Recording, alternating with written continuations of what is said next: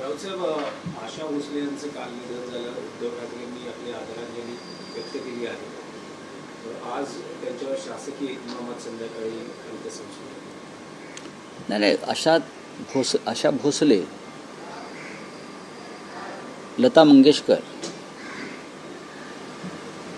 यांचा कालखंड म्हणजे एक युग. लता दिदी गेल्या, आता आशाताई गेल्या, एका महान युगाचा अंत झाला. पण लता मंगेशकर आणि आशा भोसले यांच्या बाबतीत अंत झाला युगाचा असं म्हणणं तितकंसं योग्य नाही. कारण पुढली अनेक शतकं त्यांची गाणी, त्यांचा सूर, त्यांचा स्वर हा आपल्या कानामध्ये गुंजत राहील. त्याच्यामुळे त्या अर्थानं आशा भोसले आपल्यातच आहेत आणि आपल्यातच राहतील. त्यांचा आवाज, संगीत क्षेत्रातली त्यांची कारकीर्द, त्यांचे कष्ट आणि त्यांनी या क्षेत्राला दिलेलं योगदान याचं विस्मरण भारतीय जनतेला कधीच होणार नाही. आज त्यांच्यावरती अंत्यसंस्कार होतील, त्या देहरूपाने जातील, पण त्यांचे स्वर आपल्या भोवती सतत गुंजत राहतील. तुमची एखादी काही आठवण किंवा खूप आहेत. त्यांच्या अनेकदा भेटीगाठी झालेल्या आहेत, अनेकदा दूरध्वनीवरून चर्चा झाली. काही दिवसापूर्वी त्यांनी माझ्याकडे एका मराठी निर्मात्याला स्क्रिप्ट मला वाचण्यासाठी पाठवलं होतं आणि त्याच्यावरती आम्ही चर्चाही करणार होतो. अनेक गोष्टी असतात आपल्या जीवनाचा. तो एक आशा भोसले आणि लता मंगेशकर किंवा मंगेशकर कुटुंब हे महाराष्ट्रीय जीवनाचा, देशाच्या तर आहेतच, पण आम्ही खास करून मराठी महाराष्ट्रीय जीवनाचा एक तो भाग आहे. तो कधीच दूर होणार नाही. त्यांच्यातली दिलखुलास हसरं व्यक्तिमत्व. आयुष्यामध्ये त्यांनी प्रचंड कष्ट घेतले, संघर्ष केला, त्यांच्या जीवनामध्ये ताणतणाव आले, पण त्यांच्या चेहऱ्यावरचं हास्य आणि त्यांचा तो मजाकिया अंदाज याला कधी आपल्यापासून त्यांनी दूर केलं नाही. आणि माणसाचं हेच वैशिष्ट्य असतं कलाकाराचं, की त्यांच्या मनातली वादळे ते चेहऱ्यावरती, कलेमध्ये, स्वरात आणि सुरात कधी आणत नाहीत. आशाताईंचं तसं होतं. राजकारणातला विषय आहे. भले बारामतीची पोटनिवडणूक बिनविरोध झाली नसली तरी कालपासून सुनेत्राताई पवारांनी आपला प्रचार सुरू केला आहे. त्यांच्या प्रचाराच्या एका सोशल मीडियावर पोस्टर जे होते त्यात सुरुवातीला शरद पवारांचा फोटो आपल्याला पाहायला मिळाला, नंतर लगेचच तो हटवण्यात आला. तुम्ही म्हणत होतात की कौटुंबिक पाठिंबा आहे पण राजकीय नाही. सुप्रिया सुळेंनाही प्रचारासाठी बोलवलं जातं आहे. एकूण त्याबद्दल नाही, शरद पवारांच्या अस्तित्वाशिवाय बारामती आहे का? तुम्ही किती मोठे झाला असाल, अजितदादा असतील, सुनेत्रा पवार असतील, त्यांचे चिरंजीव असतील, तुम्ही आज राजकारणामध्ये पवार म्हणून उभे आहात ते शरद पवारांमुळे आहात. याचा विसर पडता कामा नये. तुम्ही कोण आहात का आम्ही कोण आहोत? आम्ही सगळे आहोत ते ठाकरे या नावामुळे आहोत. आणि ठाकरे या नावाला वैभव आणि गौरव हा बाळासाहेब ठाकरेंनी निर्माण करून दिला. तेच नसते तर आम्ही काय? तुमचं आडनाव पवार आहे किंवा तुमचं आडनाव अमुक अमुक आहे, तुमचं आडनाव देशमुख आहे, नाही. तुमच्या पूर्वसुरींनी या नावाला जे वलय निर्माण केलं, जे ताकद निर्माण केली, बारामती म्हणजे शरद पवार, हे लक्षात घ्या. आज तुम्हाला मोदी आणि शहांनी कोणालाही उभं केलं असेल, पण शरदराव पवार नसते किंवा पवारांनी बारामती उभी केली नसती तर त्या पुढच्या कोणत्याही पवारांना महाराष्ट्रात कोणतं स्थान मिळालं नसतं. बाळासाहेब ठाकरेंनी शिवसेना उभी केली नसते आणि कष्ट केले नसते तर आम्हाला सगळ्यांना या राज्यामध्ये काहीच करता आलं नसतं. त्याच्यामुळे माणसानं किमान कृतज्ञता ही ठेवायलाच हवी राजकारणात. आणि शरद पवारांची पुन्हा आहे ना पाठीशी. किती नाही म्हटलं, तुम्ही किती टाळलत किंवा टाळण्याचा प्रयत्न केलात तरी पवारसाहेबांची पुण्याई आहेच ना. निवडणुकीमध्ये जय पराभव होत असतात, पण पवार म्हणजे शरद पवार, पवार म्हणजे दुसरं कोणी नाही. बरं, त्यांचीच पुण्याई आहे बारामतीसह सर्वत्र. नाही बघा, त्यांचा हा कौटुंबिक विषय आहे आणि हे फक्त एका निवडणुकीपुरता आहे. पुढल्या निवडणुकीला बिनविरोध होणार नाही. ही निवडणूक आपण अजितदादांना श्रद्धांजली म्हणून त्याकडे पाहिलं पाहिजे.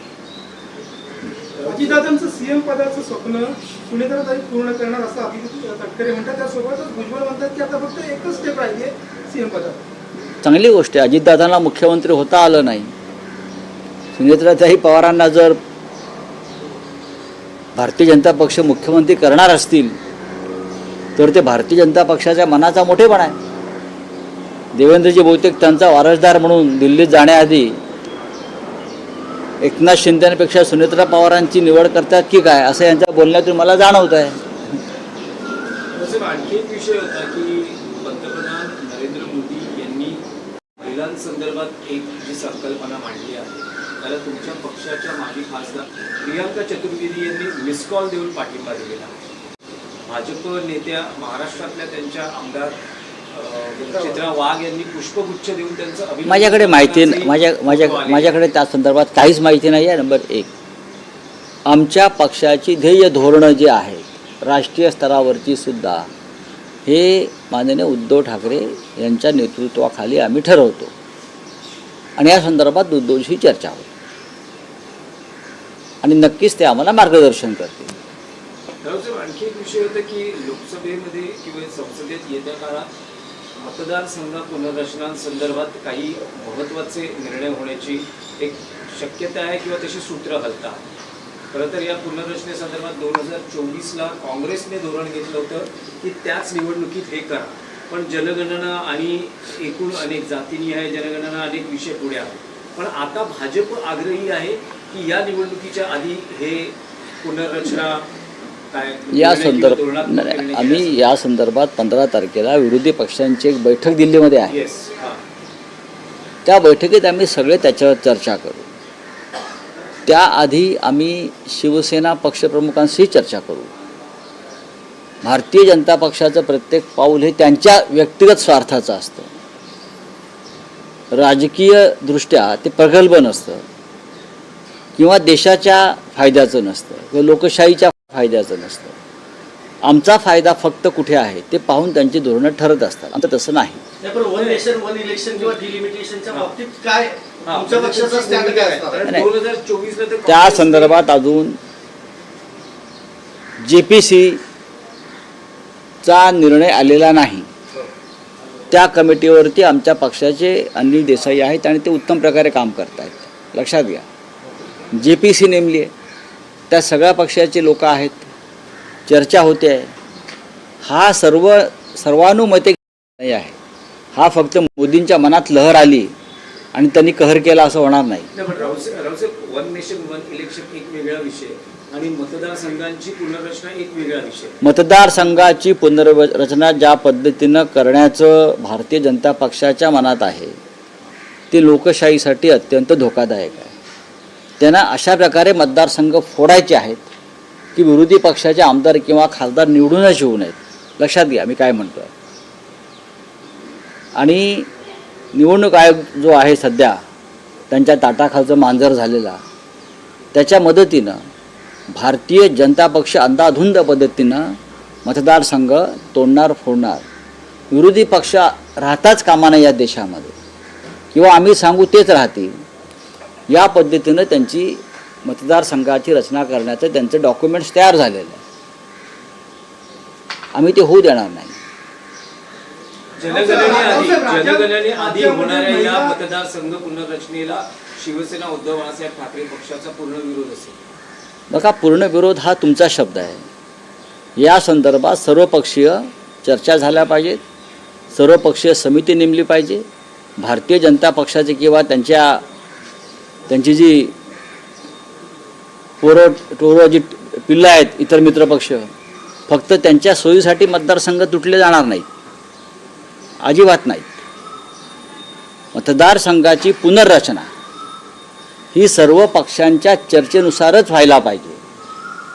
माझे मतदारसंघ जे आहेत ते मी माझ्या पद्धतीनं करून घेईन असं चालणार नाही. रावसाहेब, राज्यात महिला आणि मुलींच्या सुरक्षेचा प्रश्न ऐरणीवर आलाय का? कारण अहिल्यानगरमधल्या घटनेला 1 महिना होत नाही, ऍक्सिडेंटचा आरोपी अजूनही फरार आहे. अशातच पंढरपूरमध्ये एका तरुणीवरती ऍक्सिडेंट होतोय. ई-केवायसी साठी 2 महिलांना गैरवर्तन केलं. आणि बरोबर आहे, हे एका जिल्हा तालुक्यातले विषय आहेत. कधीतरी हे प्रश्न तुम्ही राज्याच्या गृहमंत्र्यांना विचारा. बोलिए क्या है? नहीं, आशा दीदी का स्वर्गवास हुआ है, देह से चली गई, लेकिन उनका स्वर, उनका सुर, उनका आवाज़ अमर है. वो हमारे साथ हमेशा रहेगा. एक युग का अंत हुआ ऐसा मैं नहीं कहूँगा, युग तो था, लेकिन उनके गाने, उनका संगीत हमेशा हमारे साथ रहेगा और उनका अंत कभी नहीं होगा. नहीं, हमेशा आशा जी का और ठाकरे परिवार का हमेशा एक रिश्ता रहा, हम सबसे उनका रिश्ता रहा.